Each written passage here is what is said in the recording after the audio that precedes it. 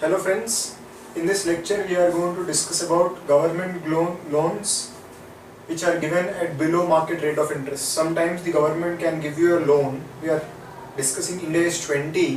One form of government assistance or government grant which is given is government may sanction you a loan at a concessional rate of interest, or government is giving you a loan at a rate of interest below market rate. That means some benefit is attached to this loan. That benefit is a government grant to us. Okay, how to measure the government grant in this kind of a situation? We are paying interest but we are getting some concession. So how to deal with that in accounting is what we are going to discuss. So what the standard says is, first of all you have to estimate what are the cash flows for the loan which you have taken. That means what is the contractually agreed interest which you have to pay every year, how much principal you have to repay. So you have to find out the timing of the cash flows and the agreed contractual cash flows. Then you take market rate of interest and try to find out the fair value of the loan. That means at market rate of interest for these cash flows, what is the loan you could have received from the market. Okay, so you have to estimate the cash flows, determine their timing, take market rate of interest, and based on that try to arrive at the fair value of the loan. The difference between the fair value of the loan and the loan which was actually granted to you, the difference represents a government grant, and this government grant has to be released to P&L account in proportion of the interest saving. Okay, so let us see a practical illustration where we understand the implementation. Now, DEF Limited receives a loan from the government of rupees 1 lakh at 6% rate of interest. That means every year we have to pay 6% per annum as rate of interest.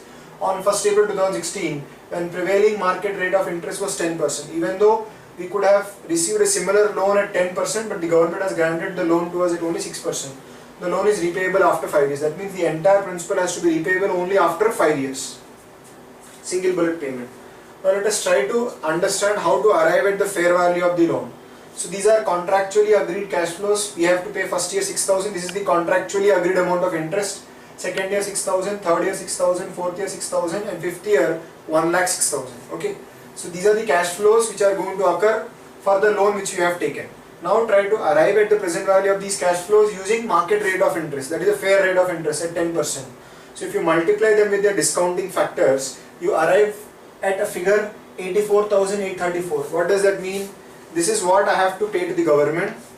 For these cash flows at this rate of interest, I should have received a loan of only 84,834 rupees. So if I have promised to pay these cash flows to the government, and if I am ready to pay 10% interest, the government should have actually lent me only 84,834 rupees. That means for these cash flows at 10% in market you are going to get a loan of only 84,834. But we know that we have got a loan of not 84,834, we have got a loan of 1 lakh. That means we are getting more than what we should have got. Hence there is some government grant which is attached to this particular transaction. So let us try to arrive at the grant amount. The grant amount is equal to loan amount, the actual loan amount minus fair value of the loan. The loan amount is 1 lakh. The fair value of the loan is 84,834. So 15,166 is the grant income. So I will pass an entry, bank account at 1 lakh, to loan account 84,834, to government grant account 15,166. So this is the deferred income which is going to be released to P&L account over the period of the loan. Okay. Now let us see. Loan amortization table. So in our books I am going to recognize as loan only 84,834. Finance charges would depend upon the fair rate of interest, not the contractually agreed rate of interest, 10%. So 84,834 and 10% is 8483. This is what is going to be paid in cash, only 6,000. Okay. So the difference 8483 minus 6,000, 2483 will get added to principal and you get the closing balance as 87,317. So by the end of 5th year, the loan amount will increase to 1 lakh rupees. See, every year a part of finance charge is getting capitalized because it is not being serviced. Second year 8,732 was an interest charge which is shown as finance expense in P&L account, but only 6,000 was paid. That means the difference is again capitalized. So by the end of 5th year it increases to 1 lakh. Let us see the scheme of entries. First year or any year, this is the entry we are going to pass. Finance cost account are 8483, paid in cash only 6,000. The difference gets capitalized at 2480. That means you are going to add it to loan amount. Okay, every year we are going to pass the same entry. Every year the difference is going to get added to the P&L, to the loan account. Now, how to recognize grant income to P&L account? See, this is the fair rate of interest which we are showing as expense in P&L account, but this is the interest which we are paying to the government. So the difference is some benefit for us You can see the difference here, and this difference adds up to 15,166. That is the grant income. Okay, so the grant would be recognized as income to the extent of interest saving every year.